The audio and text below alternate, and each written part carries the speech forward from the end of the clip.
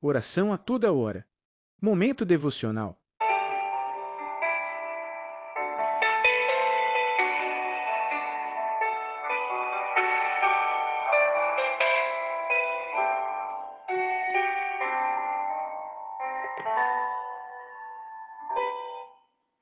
Pai nosso que estás no céu, glorificado e exaltado é o teu santo nome, justo és e tremendo és. És lindo, maravilhoso, glorioso, eterno e bondoso.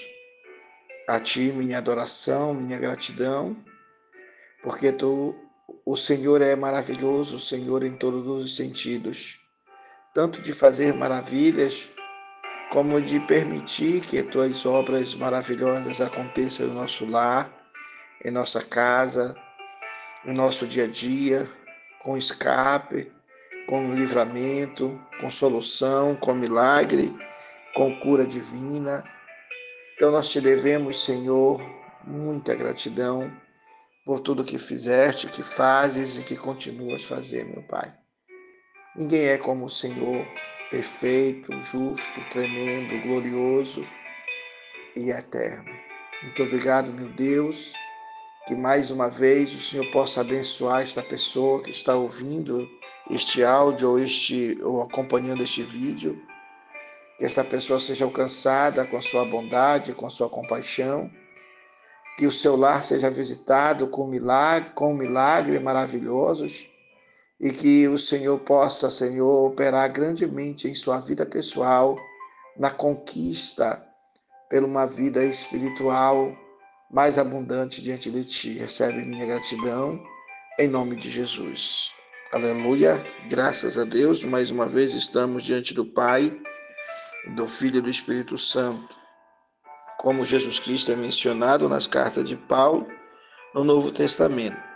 Hoje começaremos a visão geral da parte 1 da carta de Paulo a Timóteo. A carta a Timóteo é a primeira das 3 cartas pastorais. 1 Timóteo, 2 Timóteo e Tito são as cartas pastorais de Paulo. Na primeira carta pastoral, Timóteo é mencionado como filho do Paulo, como filho espiritual, né, de Paulo. Timóteo significa aquele que adora a Deus e foi fiel. E ele foi fiel discípulo e colaborador de Paulo. Nasceu em Listra, filho de pai grego e mãe judia. Amigo convertido por Paulo. Sua mãe se chamava Eunice, sua avó Elode. Podemos esquematizar a primeira carta a Timóteo da seguinte forma: a defesa da fé e da graça, as orientações para a conduta da comunidade cristã, a liderança de Timóteo, os conselhos para diversas categorias de fiéis e a admoestação final. Nosso versículo de ouro diz assim: esta afirmação é fiel e digna de toda aceitação. Cristo Jesus veio ao mundo para salvar os pecadores, dos quais eu sou pior, ou principal, né? 1 Timóteo, capítulo 1, verso 15. Nossa verdade inquestionável diz assim: humildade e perdão. Ao se referir a si mesmo como principal dos pecadores, Paulo demonstra sua profunda humildade e reconhecimento da graça de Deus em sua vida, servindo de modelo para os outros. Nosso destaque diz assim: logo que prêmio tenho, que evangelizando proponha de graça o evangelho de Cristo, para não abusar do meu poder no evangelho, porque sendo livre para com todos, fiz-me servo de todos, para ganhar ainda mais. Fiz-me como judeu para os judeus, para ganhar os judeus. Para os que estão debaixo da lei, como se estivesse debaixo da lei, para ganhar os que estão debaixo da lei. Para os que estão sem lei, como se estivesse sem lei, não estando sem a lei para com Deus, mas debaixo da lei de Cristo, para ganhar os que estão sem lei. Fiz-me como fraco para os fracos, para ganhar os fracos. Fiz-me tudo para todos, para que por todo meio chegar a salvar alguns. E eu faço isto por causa do Evangelho, para ser também participante dele. Antes subjugo o meu corpo e o reduzo à servidão, para que, pregando aos outros, eu mesmo não venha de alguma maneira a ficar reprovado. 1 Timóteo, 1 Coríntios, capítulo 9, verso 18 a 23 e 27. Alguém pode perguntar por que nós estamos lendo 1 Coríntios 9, 18 em diante? Para mostrar que Paulo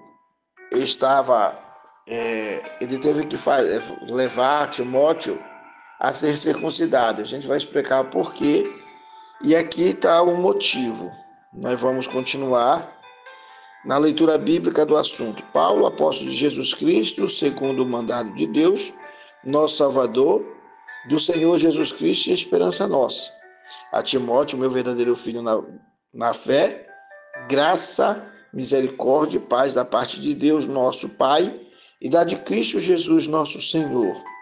Como te roguei quando parti para a Macedônia, que ficasses em Éfeso, para advertires alguns que não ensinem outra doutrina, nem se dê a fábulas ou a genealogias intermináveis, que mais produzem questões do que edificação de Deus, que consiste na fé. Assim eu faço agora. Ora, o fim do mandamento é o amor, de um coração puro e de uma consciência e de uma fé não fingida, do que, desviando-se alguns, se entregar a vãs contenda, querendo ser doutores da lei, e não entendendo nem o que dizem, nem o que afirmam, sabendo, porém, que a lei é boa se alguém dela usar legitimamente. Sabendo isto, que a lei não é feita para o justo, mas para os ímpios, para os injustos obstinados, para os ímpios e pecadores, para os profanos e irreligiosos, para os parricidas, matricidas e para os homicidas, para os devassos, para os sodomitas, para os roubadores dos homens, para os mentirosos, para os perjuros e para o que for contrário a essa doutrina, conforme o evangelho da glória de Deus. Bem-aventurado que me foi confiado, e dou graça ao que me tem confortado, a Cristo Jesus, Senhor nosso, porque me teve por fiel, pondo-me no ministério. A mim, que dantes fui blasfemo, perseguidor, opressor, mas alcancei misericórdia, porque eu fiz ignorantemente na incredulidade. Esta é uma palavra fiel e digna de toda aceitação, que Cristo Jesus veio ao mundo para salvar os pecadores, dos quais eu sou o principal. Ora, ao Rei dos séculos, imortal, invisível, ao único Deus, seja honra e glória para todo sempre. Amém. 1 Timóteo, capítulo 1, versículo 1 a 13, versículo 15 e 17. Você vê aqui que já nesse último versículo ele chama Rei dos séculos, Rei imortal, Rei invisível, único Deus, né? E também ele chama-o de Amém. Então, olhando para essas questões aqui, não, como é que Jesus é tratado nas cartas? Como é que Paulo vê e como é que Paulo anuncia? Eu já falei que em todas as cartas, quase todas, não tem como ele não mencionar que Jesus é Senhor, que é o Kyrios, né? Jesus é o Senhor de todas as coisas. A Epístola a Timóteo, Paulo estava preso em Roma quando escreveu. Foi a última carta em sua última prisão. Paulo foi a Roma, foi por causa da perseguição de Nero. O imperador incendiou a cidade e lançou a culpa sobre os cristãos. Bastava ser identificado como cristão para ser condenado. Não foi fácil para a comunidade cristã em Roma. Paulo foi até lá para solidarizar com os irmãos perseguidos, mas acabou também sendo preso. A comunidade de Roma não o acompanhou em seu julgamento, nem na prisão, para não se expor. Disse Paulo: ninguém me assistiu na minha primeira defesa, antes todos me desampararam. Que isso lhes não seja imputado, mas o Senhor assistiu-me, fortaleceu-me, para que por mim fosse cumprida a pregação, e todos os gentios a ouvissem, e fiquei livre da boca do leão. E o Senhor me livrará de toda a má obra, e guardar-me-á para o seu reino celestial, a quem seja dada a glória para todo sempre. Amém. 2 Timóteo, capítulo 4, versos 16 a 18. Paulo se sentiu meio abandonado, mas compreende-se que os irmãos de Roma não estavam querendo propaganda e evidência naqueles dias, justamente para evitar que eles fossem presos também, né? Timóteo nasceu em Lista, na Licaônica. Seu pai era de origem pagã, já tinha morrido quando Paulo passou pela primeira vez em Lista. Foi nesta ocasião que a avó e a mãe de Timóteo aceitaram Jesus como seu Messias e Salvador. Sua mãe se chamava Eunice e sua avó Lóide. Passando novamente por Listra, Paulo convidou Timóteo para integrar a equipe missionária formada por Silas e provavelmente por Lucas. Timóteo, então, muito jovem, e não tinha sido circuncidado. Seu pai não era judeu, por isso não o circuncidou. Agora sua mãe era cristã e não precisava circuncidar seu filho. Paulo, porém, o circuncidou. A atitude de Paulo pode parecer muito estranha, uma vez que ele defendia firmemente que só Jesus Cristo bastava e que a lei de Moisés já não obrigava quem tinha aceito Jesus na sua fé. Mas ele circuncidou Timóteo porque Paulo não substituiu uma lei pela outra. O objetivo era facilitar o trabalho de Timóteo entre as comunidades judaicas, já que todos sabiam que seu pai era grego, e a circuncisão removeria a possibilidade de os judeus considerarem Timóteo como impuro e o rejeitassem por não seguir a lei judaica. A circuncisão foi uma concessão pragmática alinhada com a estratégia de Paulo de tornar-se judeu para os judeus, como está em 1 Coríntios 9:20. Quando devemos tomar uma decisão, ele deve, no caso aqui, quando ele toma uma decisão, ele se pergunta se o que vai fazer convém à fé que tem em Jesus Cristo. Na prática, isso significa que a decisão tomada ajuda a tornar Cristo e o seu evangelho conhecidos. Ou seja, tudo que podemos fazer para facilitar que o evangelho prossiga, a gente deve fazer, custe o que nos custar. Favorece o desenvolvimento da pessoa humana e da comunidade, ajuda as pessoas a serem verdadeira gente, segundo o evangelho de Jesus Cristo. O que escraviza não convém, o que não constrói também não convém. Era conveniente circuncidar Timóteo para evitar problemas do anúncio do evangelho.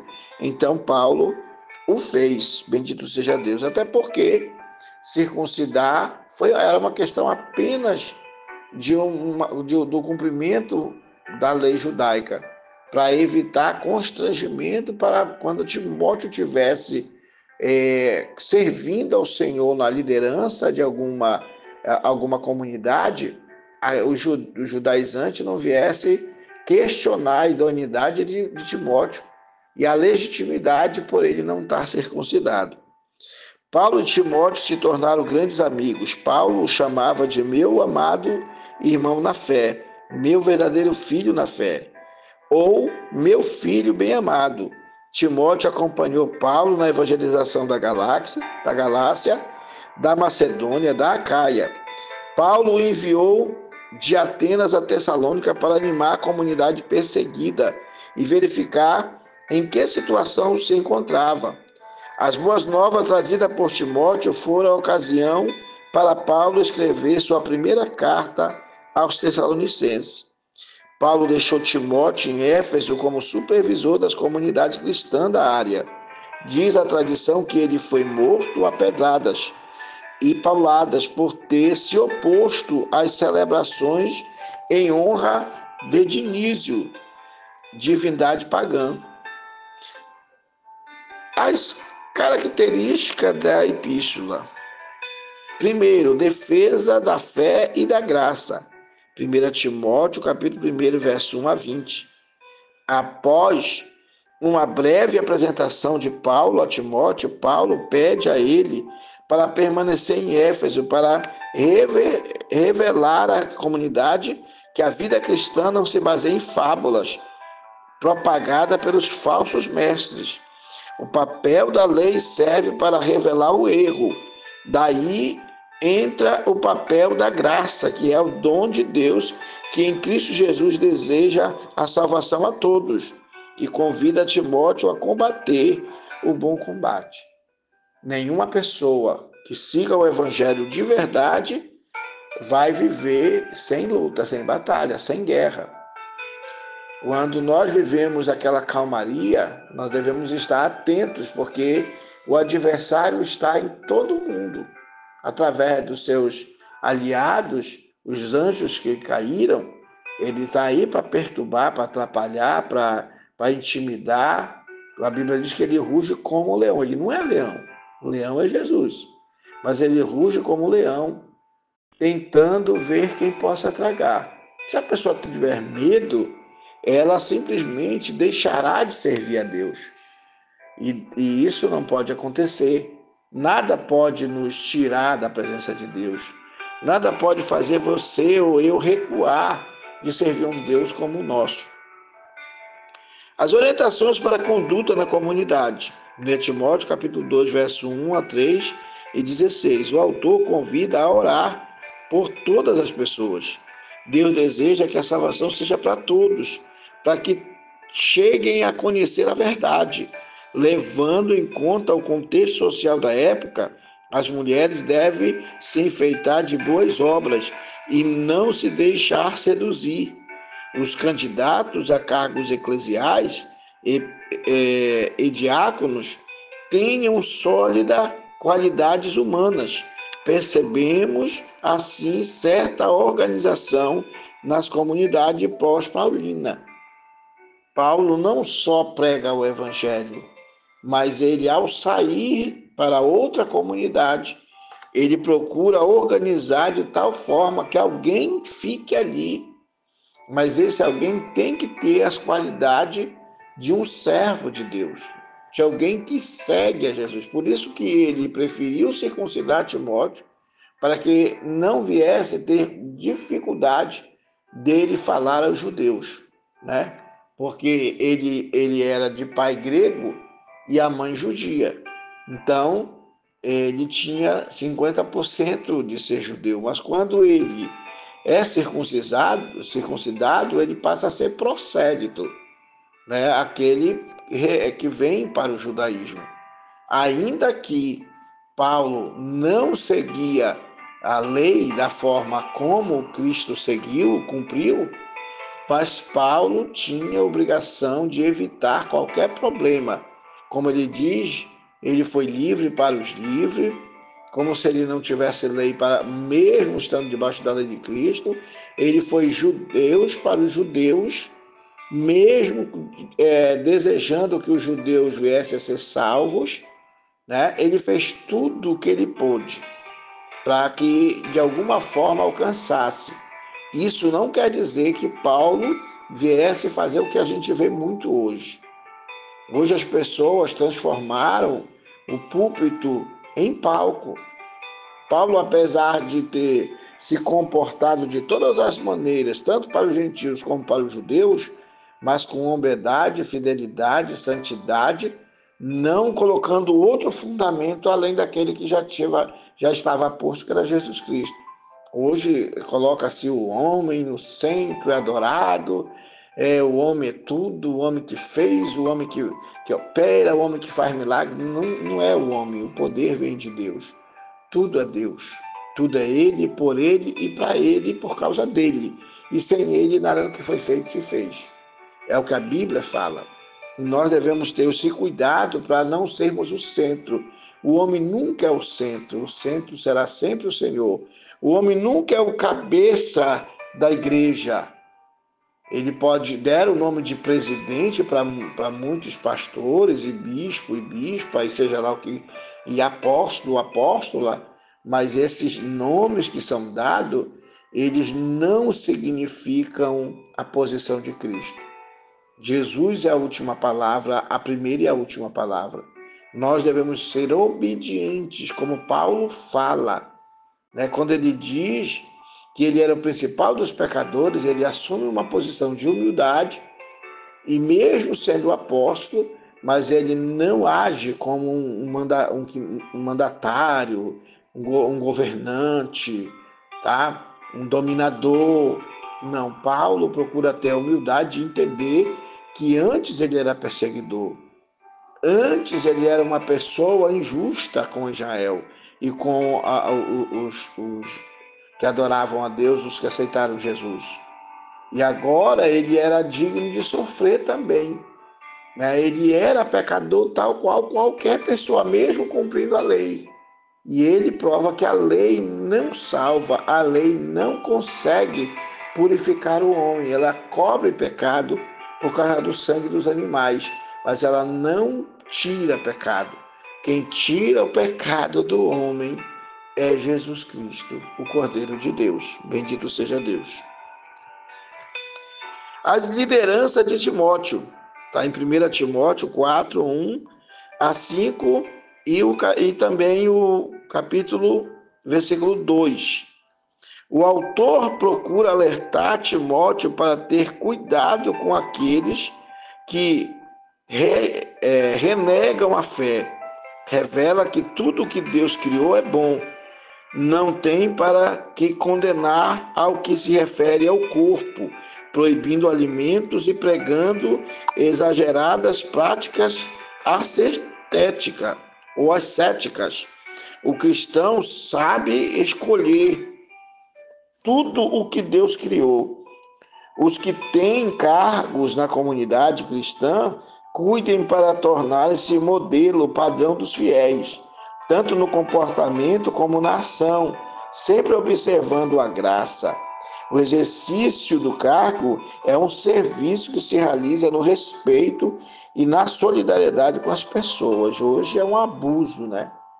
Hoje é um poderio, hoje é um domínio.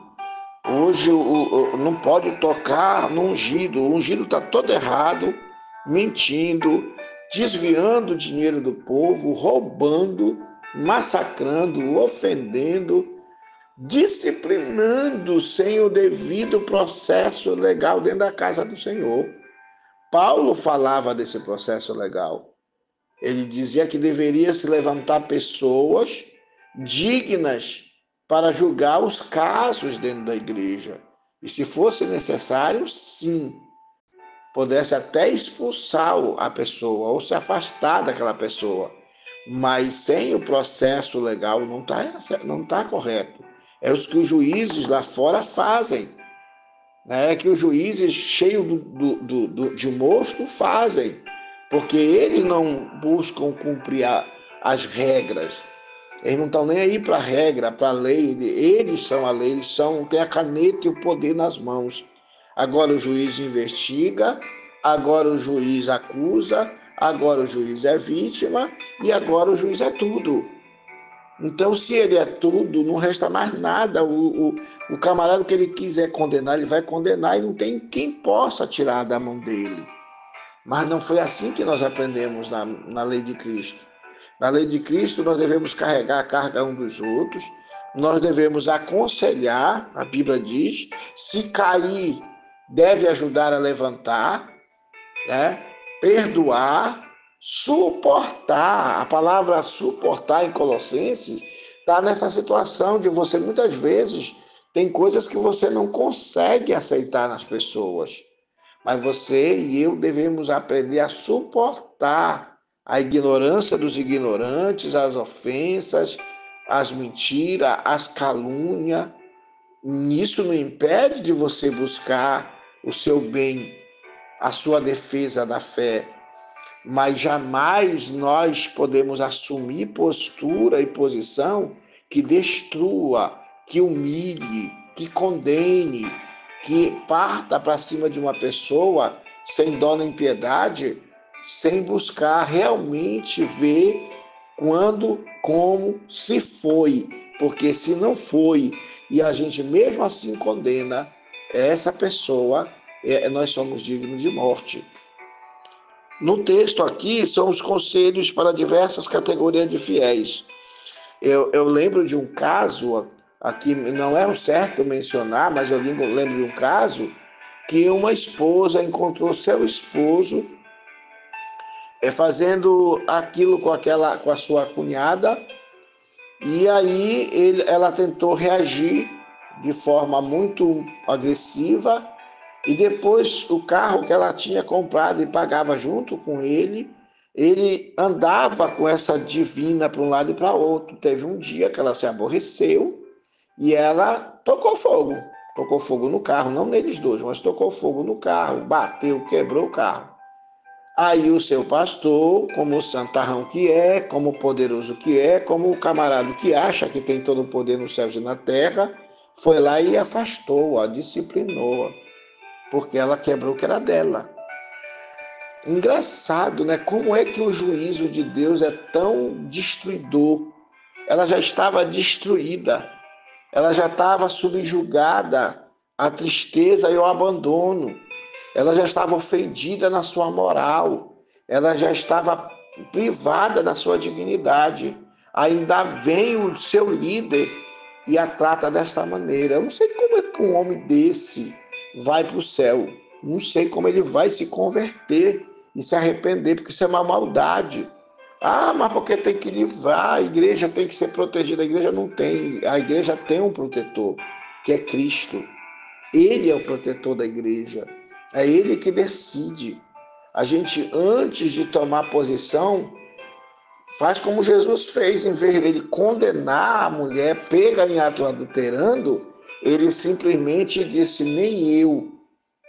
Muitas vezes, a gente, antes de julgar uma pessoa e condenar e expor, porque isso aí foi expor a pessoa ao constrangimento, era para ele estar preso. Se ela joga um processo, era para ele ser punido pela justiça por constrangimento, né? E de uma certa forma, por humilhação, porque se ela já estava humilhada, ele a humilhou muito mais dentro da comunidade evangélica. Então, esse tipo de atitude é uma atitude grosseira, estúpida, ignorante e falta de entendimento. Porque se eu não posso punir o marido, eu não posso punir a esposa. Se ele não podia ser punido quando levaram aquela mulher no ato, foi pega no ato adulterando, levaram só ela. Não levaram o indivíduo. Talvez porque ele fosse um famoso da sociedade, ele fosse um homem, né? E o homem tem que ser respeitado na sua moral. E ela não foi tida como aquela situação, né, vexatosa, vergonhosa para a mulher, e ela foi para ser condenada, apedrejada e morta publicamente. E foi o que esse pastor fez com essa mulher. Ele expôs ela publicamente, apedrejando ela, usando o próprio texto bíblico para justificar esta ação totalmente arbitrária. Porque qual o pecado que ela cometeu contra a igreja? Nenhum. O momento que ela se enfezou, a Bíblia ireis, mas não pequeis. Ela não pecou contra a igreja. Ela se defendeu de uma ação diabólica, de uma ação vexatosa, vergonhosa, escandalosa que o seu esposo lhe expôs. É um momento de raiva, um momento de ira. E quem nunca pecou é que deve ser atirado a primeira pedra, né? Mas eu tenho certeza que antes esse mesmo homem, que dia não era pastor, ele passou por esse tipo de constrangimento, ele pecou. de alguma forma, pecou contra Deus, mas não foi punido na mesma igualia.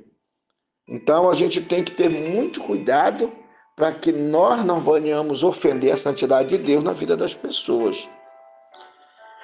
Os conselhos para diversas categorias de fiéis, está em 1 Timóteo, capítulo 5, verso 3, 6. O autor aconselha o cuidado com as viúvas, que representa a categoria social mais desprotegida. Apresenta 4 tipos de viúva: as que têm família, que não necessitam de auxílio, as verdadeiras viúvas, que necessitam de auxílio da comunidade, e as viúvas idosas, que são convidadas a exercer a função na comunidade cristã. As viúvas jovens são exortadas a casar-se novamente. Os presbíteros e anciões têm a missão de animar a liturgia, ensinar a Sagrada Escritura, e têm o direito de receber a comunidade o necessário para viver. Bendito seja o nome do Senhor, né? Uma pessoa que serve a Deus, ela precisa ter esse direito de ser abençoado. Uma pessoa que se dedica para a obra do Senhor, que vive da obra, que vive, como nós falamos, né? Missionário, um pregador, uma pessoa que depende, que vive da obra, que se dedica, como o apóstolo disseram, para eleger homens para ser diáconos, porque eles não podiam largar a palavra e a oração. Aí eles estavam dedicados exclusivamente, aí é outro custo, né? Aí a igreja precisa proteger essas pessoas e dar a eles a oportunidade para terem tempo de buscar a Deus. Bendito seja o nome do Senhor. Então nós vamos vendo aqui a admoestação final de Paulo na primeira Timóteo capítulo 6, verso 3 a 21. A piedade é a maneira prática de testemunhar o evangelho e a sã doutrina. Quem não é piedoso, quem não cuida, quem não ajuda, quem não compartilha, quem não tem afinidade com a fé, quem não se preocupa com o outro, com o semelhante, quem não tem a preocupação de compartilhar dos seus bens, essa pessoa não pode ser considerada uma pessoa que teme a Deus. O amor ao dinheiro demonstra uma doutrina doentia.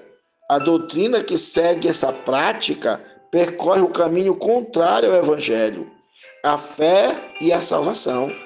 Timóteo recebe as instruções finais. Testemunhar a fé significa fugir da ambição e viver com sobriedade. Deve comportar-se como um bom lutador da fé. Os ricos são convidados a partilhar dos seus bens com os pobres. E as últimas recomendações a Timóteo: manter-se firme na fidelidade. Que é o que todos nós precisamos manter-nos firmes na fidelidade.